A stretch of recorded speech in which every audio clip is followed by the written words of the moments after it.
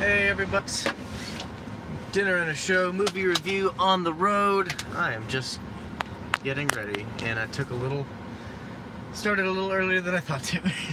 Anyway, yeah, this weekend I finally got around to watching The Meg, starring Jason Statham and a bunch of other people, Dwight from The Office, and a few other Chinese actors that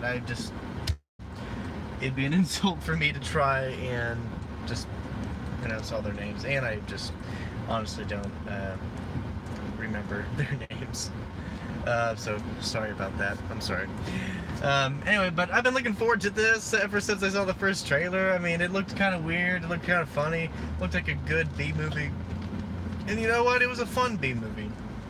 Sure had a bunch of problems, but you know, you can't really top Jaws. Jaws was pretty much the best and pretty much only really good shark movie. I mean, they've been coming back in force again. I mean, you've had The Shallows recently, 47 Meters Down. Both of them were fairly, got fairly decent feedback. You have, I mean, Deep Blue Sea, that's another very popular shark movie. I think that came out in the 90s or very early 2000s. Samuel L. Jackson gets the best death ever. I'm trying to think what else there was. There's something else. But yeah, I mean, this was kind of this is literally the biggest shark movie because it's about a really giant freaking shark. So yeah, there's this team that they go explore the bottom of the ocean, or what they believe is the actual bottom of the ocean, and they awaken something that they did not expect, which was a giant megalodon. And Jason Statham has to go in and rescue them, and he does. But while they go up to the surface, they create some sort of little heat tunnel that allows the sharks to go up and follow them up into the surface to wreak havoc on the ecosystem and everybody else that goes to the beach. So it's up to them to go and stop the Meg before it just causes chaos. So, what do I think of the movie? I thought it was fun. Shark movies are usually, it takes a lot to make a shark movie stupid. Unless you're Sharknado, and then it's the stupid is the premise of it. So I find enjoyment in it in those movies just because they're that bad.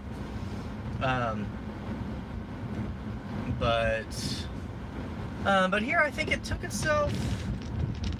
I wish it took itself a little more seriously because it's a freaking megalodon. If they went the full horror movie route, then man, this movie would probably be really awesome. Oh no! Alright, it fell off. I think I got it now. Okay, so for what we got, it was kind of like an action movie. That's basically what I thought of it as. And yeah, so if you're looking for an action movie, just kind of to turn your brain off, then yeah, you got yourself a pretty decent, shark flick. There's not a lot of character development in there. Yeah, not really. You have Jason Statham and the main leading lady. They start a kind of a romantic relationship there. You don't really see it advance as much as you would probably like, but it's there. The child actress is actually really good and not annoying, which was awesome. So she had a lot to do and she was really funny. Jason Statham is just Jason Statham as always. He's a fun guy to follow. And he was, he pretty much led the cast to, do everything. Or not do everything, sorry. He was pretty much keep holding the film together. Dwight from The Office. I don't know his actual name. Jason Statham's character is Jonas. Everyone else. So I guess the problem with the movie is that a lot of the characters you just forget about. You have Ruby Rose in there. She was yeah, I just didn't really care for her. There's a guy named DJ. He was really cool, and then they kind of went the stereotypical route with him. He's played by a black actor, and yeah, they just kind of wrote him as a stereotypical guy at the end, and that's disappointing because he was actually pretty cool. I think you have Hiro from the show Heroes. He plays a role in here. That was really cool. But yeah, I mean, everyone has at least some stuff to do. I mean, so I like that. Dwight from The Office guy. He's a billionaire, and he was actually really useful for the most part.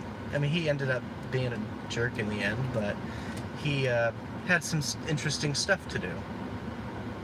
He didn't just say some witty lines. He actually is like, hey, let's put a tracker on this thing so that we'll know where it's going. Good idea. So there's that. And there's definitely some unbelievable stuff in here besides the fact that megalodons exist and are, you know, wreaking havoc at the top of the ocean. Like Jason Statham somehow out swimming a shark. For a little bit, you know, he becomes bait so that he can track the shark. So yeah, there's that. I don't know. I think visually it was really good. There were a lot of interesting camera shots, a lot of fun visuals to have. The CGI on a lot of the sharks and the marine life were pretty good. You know, nothing too terrible. There are just a couple of shots where, you know, the megalodon and people are obviously in front of a green screen, but you know, that's expected.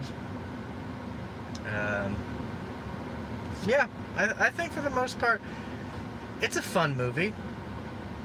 I can't really say, you know, just anything else. I mean, if you're just looking for sharks, if you're looking for a little bit of horror, I mean, it plays suspensefully for the most part.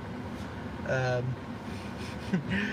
there is I think there was a really funny hashtag I saw for this movie called #SavePippin, which is the Yorkshire Terrier in the trailer of the movie. We don't know if the dog survives or not, and I'm not going to give it away. It's pretty funny.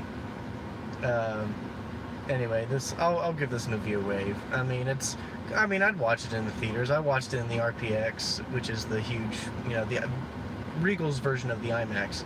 And it was really big. I loved the huge bass with this. I mean, it's a big shark, you know, big screen. It's a fun B-movie. I mean, nothing bad with it. So, anyway, that's what I got. Until next time, I'm Brian, and I will see you at the movies.